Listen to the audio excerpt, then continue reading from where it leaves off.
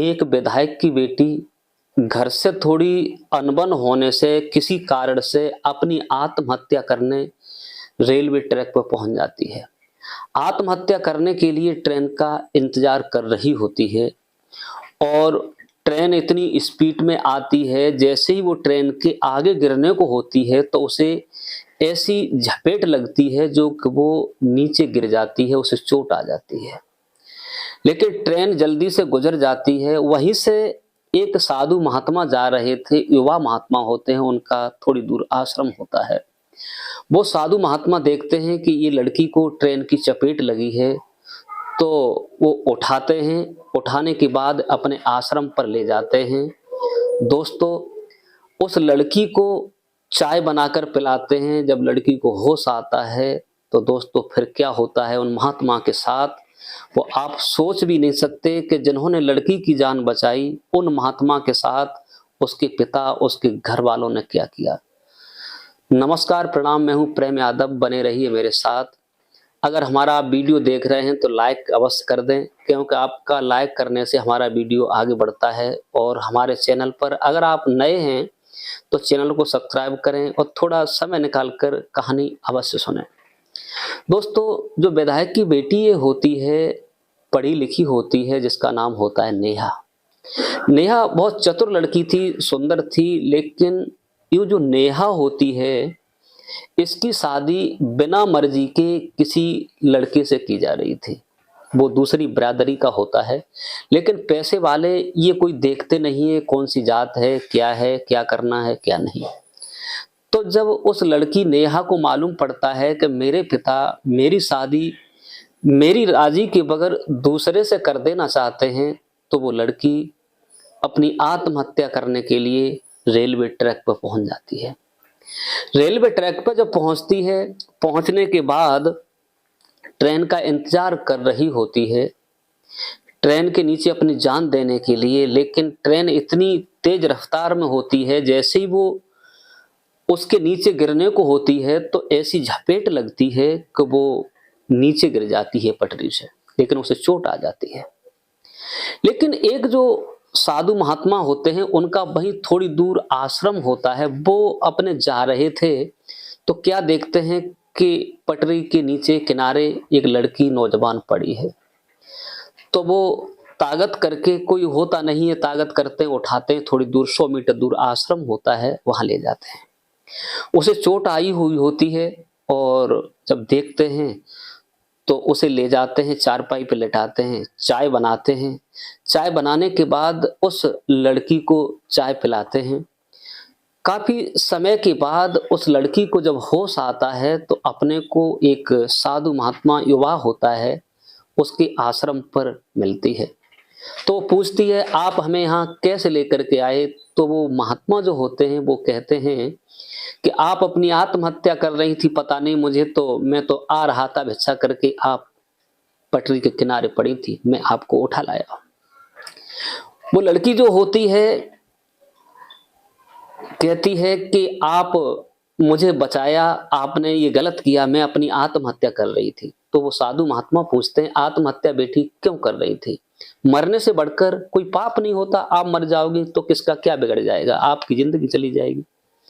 तब वो लड़की कहती है कि मेरे पिता मेरी शादी किसी दूसरे बिरादरी से और मेरी नापसंद के लड़के से कर रहे थे, तो मुझे वो अच्छा नहीं लगा।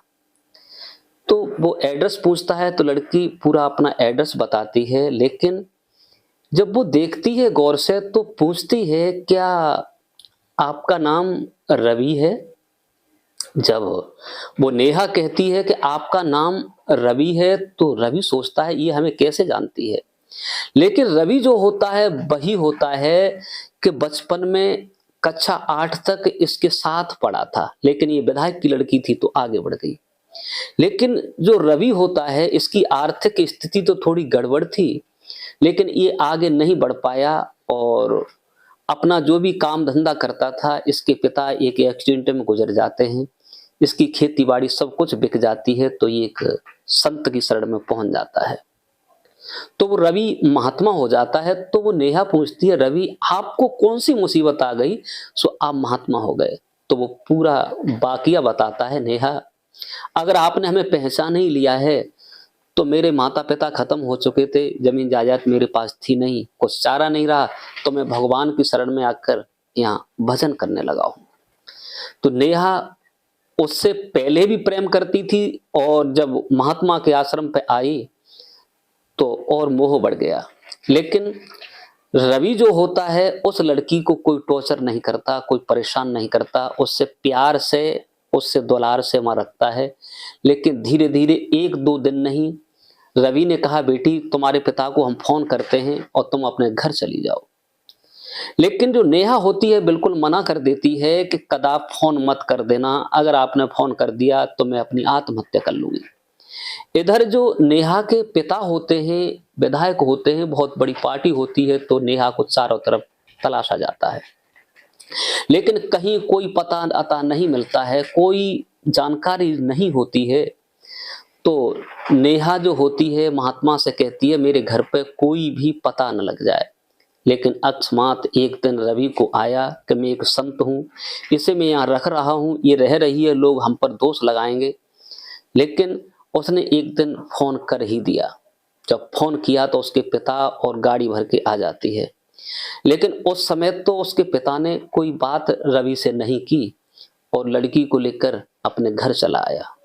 लेकिन उसका जो पिता होता है विधायक, वो सोचने लगा इसने बेटी को अपहरण किया है, इसे रखा है, तो इस महात्मा को ही जिंदा नहीं छोड़ेंगे, महात्मा को मरवा देंगे, क्योंकि इसने मेरी बेटी को लगभग एक दो दिन नहीं 32 दिन तक रखा और इसने कोई खबर नहीं की। तो 2-3 दिन के बाद अपने उसके जो गुंडे होते हैं उन्हें भेजता है कि उस बाबा को जान से मार देना, ट्रेन के नीचे डाल देना, पता भी न लगे। दोस्तों कहते हैं कि कर भला होगा भला, कर बुरा होगा बुरा। जब वो गुंडे जाते हैं तो जो महात्मा होते हैं, रवि कहते हैं कि किसी के साथ अच्छा करोगे तो अच्छा हो जाएगा। वो महात्मा अकस्मात उनका एक शिष्य होता है, वो लेने के लिए आता है, वो अपने शिष्य के यहाँ दावत खाने चले जाते हैं शाम को। लेकिन जो वो गुंडे होते हैं वो महात्मा नहीं मिलते, 2-3 दिन के लिए गए हुए होते हैं, वो रीते हाट तो लौट आते हैं।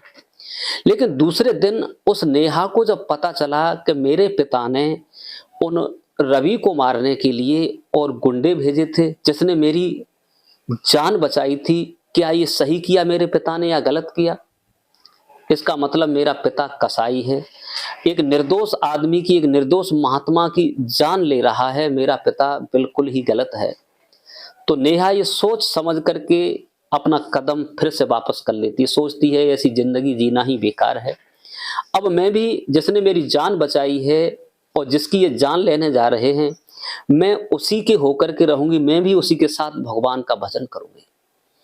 तो रात्रि के समय नेहा जो होती है अपना घर छोड़ करके, और जहां रवि रहता था उसके पिता उसकी फिराक में थे कि कब रवि मिले और उसे मार दिया जाए। अब दोस्तों नेहा जो होती है रात्रि में वहां से घर छोड़कर और रवि के पास आ जाती है। रवि सो रहा होता है, संत था एक, चादरा झटका तो नेहा कहा नेहा आप? बोले हाँ। बोलने की बात यह है कि अब आपकी खैर नहीं है, तुमने मेरे पिता को बताकर बहुत गलत किया। मेरे पिता ने आज 3 दिन से आदमी लगा रखे हैं, तुम्हें जान से मरवा देना चाहते हैं। अच्छाई तो इसी में है कि आप यहां से कहीं निकल चलो, मैं घर छोड़ करके आई हूं, मैं भी भगवान का भजन करूंगी, मुझे अपने साथ ले लो और यहां से कहीं दूर निकल चलो। तो रवि जो होता है कहता है कि मैं कलंक लगाना नहीं चाहता और मैं आपको लेके जाऊंगा तो लोग नाना प्रकार की बातें करेंगे। लेकिन जो नेहा होती है कहती है कि जिंदगी केवल भगवान ने दी है, जीवन तो उसमें समर्पण करेंगे, मुझे साथ ले लो। अच्छा इसी में है कि यहाँ से अभी निकल लो, कोई ना कोई आ ही जाएगा। दोस्तों इसी वक्त होता क्या है कि उधर से उसका पिता जो होता है रवि को मारने के लिए फिर गुंडों को भेजता है। तो उधर जब मालूम पड़ता है तो रवि और नेहा समझ जाते हैं कि गुंडे आ गए, तो वो आश्रम छोड़कर और लेन के किनारे होकर के और रेलवे स्टेशन पर पहुंच जाते हैं। रेलवे स्टेशन पर पहुंच करके हरिद्वार की सीधी टिकट कटाते हैं और दोनों हरिद्वार पहुंच करके जो नेहा होती है वो साध्वी बन करके, और वो साधु था, एक आश्रम में रहने लगते हैं। रहने के बाद बहुत बड़ा एक आश्रम बनाते हैं, एक अच्छा संस्थान चलाते हैं, अच्छे लोगों को उपदेश देते हैं और इस प्रकार जो नेहा होती है एक साध्वी बन करके और अपनी जिंदगी वहीं पे यापन करने लगती है। लेकिन दोस्तों कहते हैं कि मोड़ कहीं भी लग सकता है। एक समय जब वो साध्वी बन जाती है, अच्छा खासा नाम चल रहा था, अच्छा रवि का भी नाम चल रहा था, जो उसके पिता विधायक होते हैं, जब विधायकी चली जाती है तो ये तीर्थ करने के लिए जाते हैं। तो हरिद्वार जाते हैं तो घूमते घूमते उसी आश्रम पर पहुंच जाते हैं जो नेहा और रवि ने बनाया था। उसमें जब देखते हैं तो अपनी बेटी को शनाख्त में पहचानते हैं, पास जाने की कोशिश करते हैं। नेहा जो होती है कहती है कि न कोई मेरा पिता है, न कोई बहन है, न भाई है, केवल एक मैं साध्वी हूं। अब उसके पिता जो होते हैं बहुत मिन्नत करते हैं, बेटी तुमने ऐसा नहीं किया। बोले मुझे सब मालूम है, ये रवि एक नेक संत थे, मैं मरने आई थी, आप मेरी शादी आन बरादरी के लड़के से कर रहे थे, इसलिए मैं ट्रेन के नीचे गिर रही थी लेकिन बच गई, इन्होंने मेरी जान बचाई और आपने इनके मारने के लिए गुंडे भेजे, आपने अच्छा नहीं किया, इसलिए मैं अब यहाँ पर साध्वी बनकर रह रही हूँ। आश्रम है, हमारे अनुयायी हैं, हम अपना काम कर रहे हैं, न मेरे कोई पिता है न कोई भाई है, केवल आप एक आम पब्लिक की तरह हो, मेरे से बात करने की कोशिश मत करो, तुम पिता नहीं कसाई हो। अब जो पिता होते हैं उसके विधायक पैरों पर गिर जाते हैं। रवि समझाता है कि नेहा जो भी हुआ वो ठीक हुआ, तुम्हारे पिता हैं, ठीक है, कोई बात है, लेकिन रवि कहता है यहाँ संतों के यहाँ पिता और बाप कुछ नहीं चलता, सब बराबर है, एक पब्लिक होते हैं। दोस्तों उसके बाद उसका पिता बार बार गिड़गिड़ाता रहता है लेकिन वो बिल्कुल नहीं आती। रवि और नेहा दोनों बड़े प्रेम से उस जगह रहते हैं, लोगों को उपदेश देते हैं, अच्छा काम करते हैं। क्या नेहा और रवि ने ये उचित कदम उठाया, अपने जीवन को भगवान के लिए समर्पण किया? कमेंट करके अवश्य बताइए। ऐसी ही कहानी सुनने के लिए हमारे चैनल को विजिट करें और लाइक अवश्य कर दिया करें, जिससे हमारा हौसला बढ़ता है। चैनल सब्सक्राइब कर लें क्योंकि हम नई कहानी लेकर आते हैं। कहानी एक पारिवारिक होती है जो कि हमारे घर में बिगड़ाव हो रहा है, हम समझ नहीं पाते कि बेटी की मर्यादा के अनुसार काम करना चाहिए या क्या करना चाहिए। आवेश में आकर हम कुछ भी कर देते हैं, लेकिन बेटा बेटी के भाव को तोल देना चाहिए, तब कदम आगे बढ़ाना चाहिए। बिना मर्जी के शादी करते फिर उसमें परेशानियां होती हैं, लोग दर बदर ठोकरें खाते हैं, तब तक जिंदगी काफी दूर निकल जाती है। दोस्तों हमारी ये कहानी कैसी लगी? आज के लिए बस इतना ही। किसी को परेशान करना नहीं है, किसी का दिल दुखाना नहीं, किसी का टॉर्चर करना नहीं। आज के लिए बस इतना ही। नमस्कार, जय हिंद, जय भारत। मिलते हैं नेक्स्ट वीडियो में।